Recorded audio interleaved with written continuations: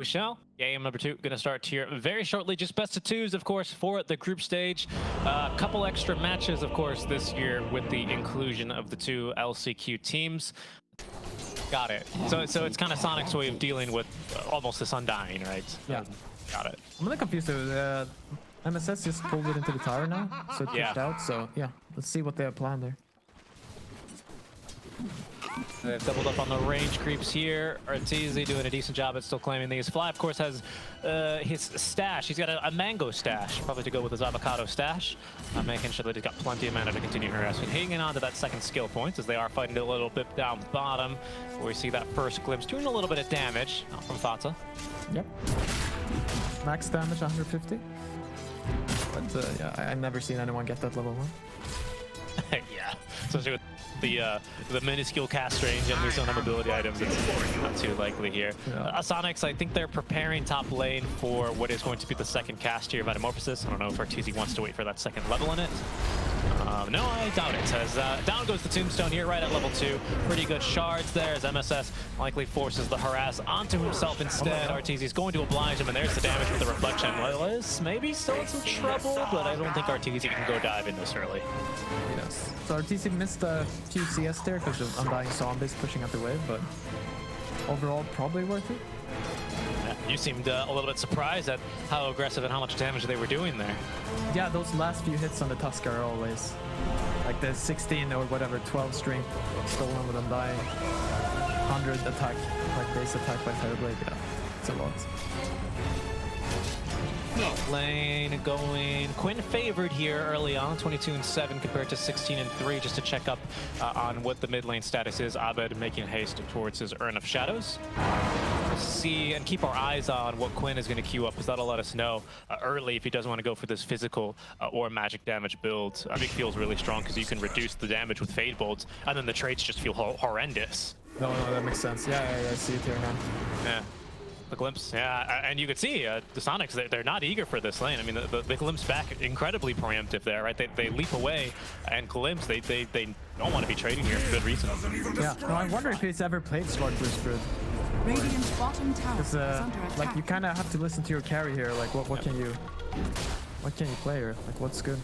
Top lane, I believe this is the third meta they get popped. Lillis is missing a bit of strength here, and Arteezy wants this kill, finds himself skewered over to the tower. Shards now doing a bit of damage to him, but MSS, has he gotten a little bit too cheeky here? No, he's just doing a good job getting some return damage into Arteezy. Yeah. Nah, I mean, you should be very worried for SONIQS right now. Like, I just looked up and they were 2k gold up. Both side lanes they're going even more poorly than game 1, right? Like game 1, their rotations were on point, so they've managed to keep even in net worth. Okay. Oh, no, I thought it was SONIQS, but it's EG. Yeah, it is EG. That's EG picking up a kill there, 2 straight now unanswered. Onto the top lane, I believe, as Lillis is going to take a dive.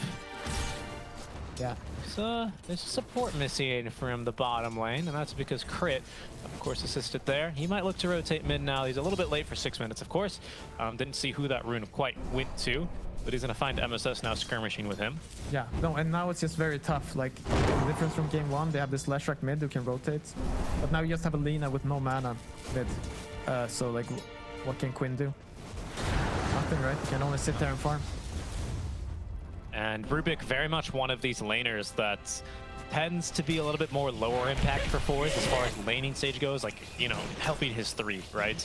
You can see Nightfall doing a decent job of holding his own, but I think Crit's going to end up rotating on back. But what Rubik does do effectively, much like an Earth Spirit or an Earth Shaker, is this rotation game can be very strong, right? We saw what that impacted in top lane for a second kill onto Lillis to continue accelerating Arteezy's game. But he's back now bottom to support Nightfall a bit more.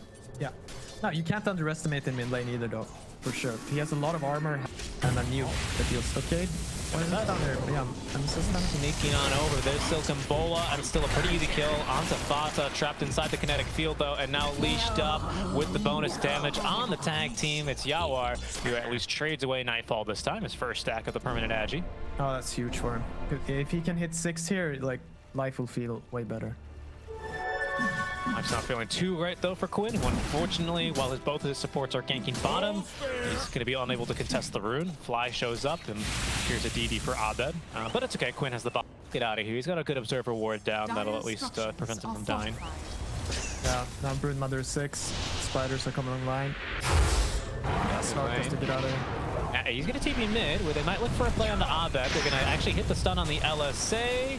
Oh, in trouble and dead is Abed. No, one charges and even Fly taking a point in the Soul Rip, but doesn't matter much. MSS has the kill, like you say, with the Ice Shards. Looking for the +1 now as they go behind the Tier 1 tower and will collect a second kill to equalize at 3 apiece here. SONIQS still making some nice moves. 4 heroes mid, but it's well worth it. Yeah, no, okay, he's going top here. Yeah, Arteezy onto Lelis. Lelis with the spear back. Ooh, the illusions. It gets actually back into meta form. He needs to break vision and maybe look for a TP out. Only has the bracer. The wand's completely empty. The illusions caught him now. And Lelis make it out alive here. Breaks down another tree. Wasting a lot of time of Arteezy here. The spear back as well can prevent the illusion from getting the kill. They're going to catch Fata. Another illusion spawn. Lelis on those way out will make it out alive. Nice. Good lane though. They're going to be skirmishing over this rune. Arcane into the inventory, active now for Abed, but Quinn, he's being jumped, fly onto him with the cold snap. Not really doing enough, but Abed here can cover himself with the Ghost Walk. Quinn still alive, ticking down to earn 8 strength missing. They get the vision, allows the Fade Bolt to come through, and Abed collects the kill. Crit now stuck on the high ground. Gonna go for it, of course, after the Falcon Blade itself. No, but you can't even describe how much stronger EG are right now. Uh-oh. Light doesn't get off the tombstone here, and won't live either. Just a little bit too much physical damage.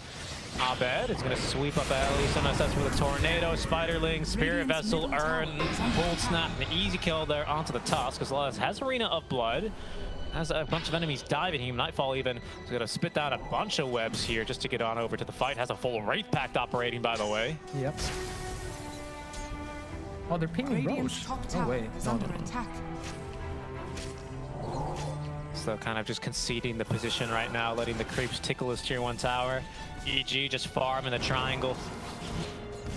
Alright, Fata is 6 at least. There it is. He's done it. Radiant's top tower is under attack. Static Storm being enough to turn. At least since Nightfall left the bottom lane, Slark is getting to farm a lot now, so that feels to play better. Diesel coming soon here. Just needs that little wolf. And now it's on its way being fetched into the core. But EG they are doing Roche here. Yeah. And contesting this, I don't know, you would need to land some amazing Arena and Static Storm. I think it's too difficult. It's already too late there at that pipe. Down it goes.